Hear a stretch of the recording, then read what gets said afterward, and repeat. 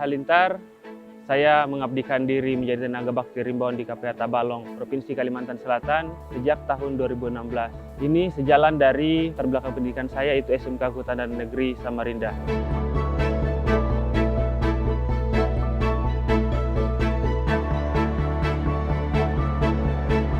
Tugas saya menjadi bakti rimbawan di KPH Tabalong, yaitu mendampingi masyarakat, anggota KTH, kelompok tani hutan. Terus saya lebih fokus kepada jasa lingkungan. Kenapa saya fokus kepada jasa lingkungan? Karena banyak hal yang bisa kita lakukan di jasa lingkungan. Masyarakat bisa melaksanakan banyak hal, kreativitas yang ada di desa bisa dikembangkan di objek wisata yang ada di desanya itu sendiri.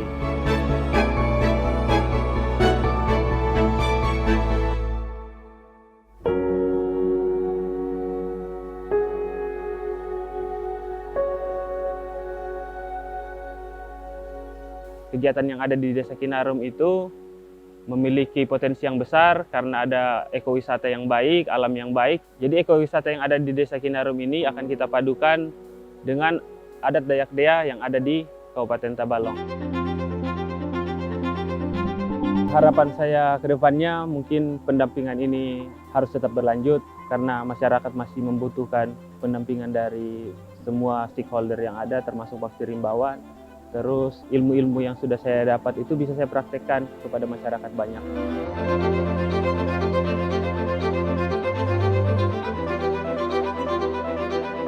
Untuk menjalankan perannya, bakti rimbawan sebagai ujung tombak dari Kementerian LHK di lapangan, maka Balai Penguatan Produksi Wilayah 9 Banjarbaru melakukan dalam rangka untuk meningkatkan kapabilitasnya, kami melakukan pembinaan teknis, baik itu yang berupa bimbingan teknis maupun pelatihan-pelatihan yang terkait dengan tugas dan fungsi balai, terutama yang terkait dengan fasilitasi, perencanaan, dan pelaksanaan pengelolaan hutan produksi.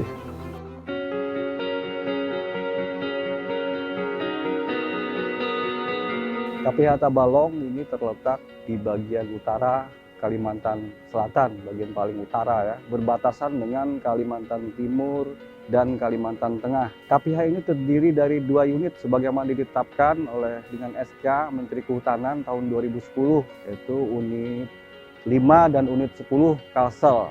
Luas masing-masing unit ini adalah masing-masing 117.536 hektar untuk Tabalong Kanan, yang merupakan subdas Tabalong Kanan, dan 117.263 hektar untuk Tabalong Kiwa yang merupakan subdas Tabalong Kiwa.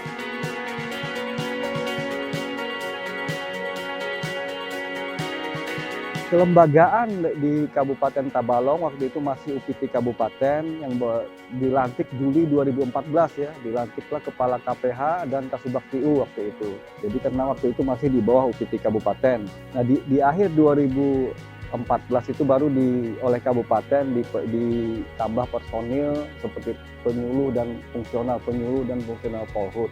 Nah di tahun 2014 itu juga KPH Tabalong ini mendapat fasilitasi Sapras karena sebagai KPH model.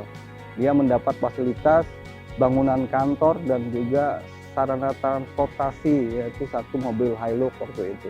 Ketika ada itu kita mulai bisa operasional ya, kita mulai menyusun RPHJP, di mana RPHJP cukup lama juga prosesnya karena ada pendampingan dari pakar universitas untuk membuat RPHJP itu.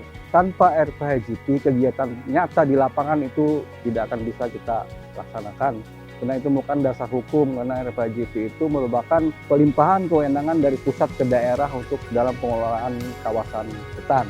Nah, RPHJP itu disahkan akhir 2015 ya, Desember 2015 hingga 2016 kita sudah bisa operasional.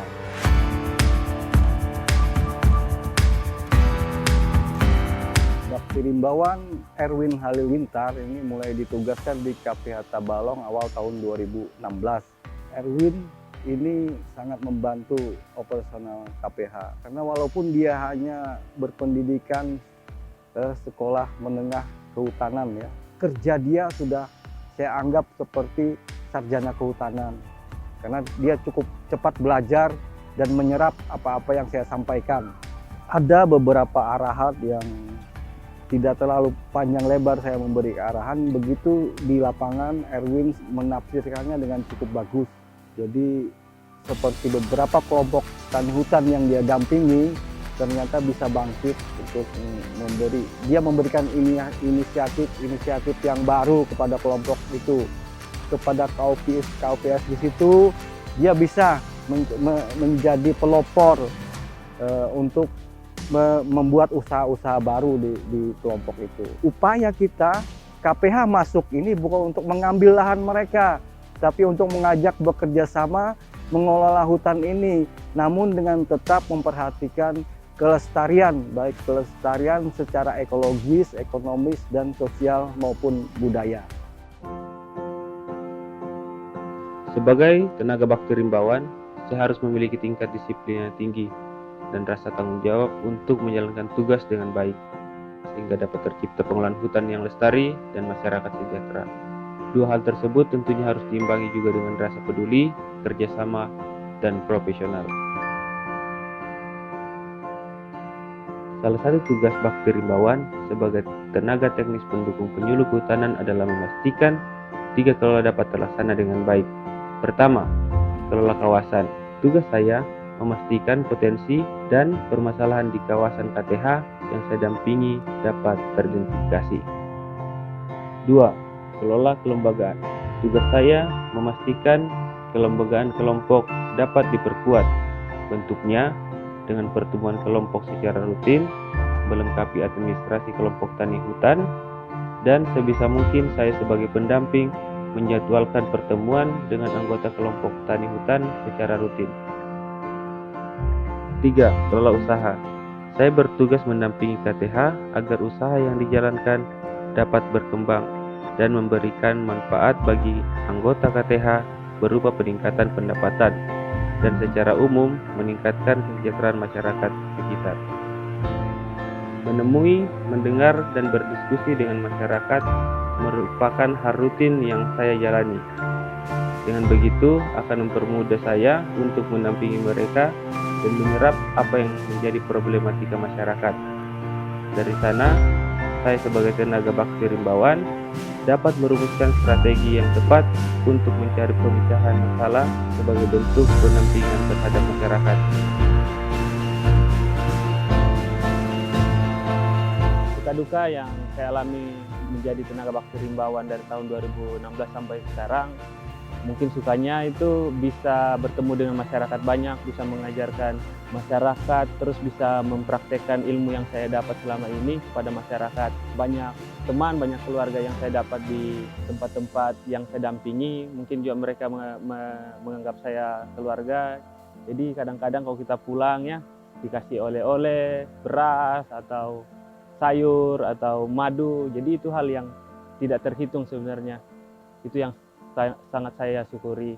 Terus dukanya ada yang selalu masyarakat yang kontra sama tentang kehutanan. Memang itu sudah lagu lama ya, mungkin tentang kawasan, tentang kepemilikan tanah di dalam kawasan. Tapi menurut saya itu bukan halangan, sebagai tantangan buat saya dan teman-teman bakti rimbawan yang lain, teman-teman penyuluh yang lain, agar masyarakat sadar tentang batas-batas kawasan, terus penggunaan areal kawasan ini seperti apa, dan semoga masyarakat juga mengerti kalau kawasan sekarang bisa dikelola dengan baik dengan izin perhutanan sosial, entah kemitraan kehutanan atau izin-izin yang lain yang bisa kita fasilitasi. Masyarakat jangan takut untuk mengelola kawasan hutan asal mempunyai legalitas perhutanan sosial.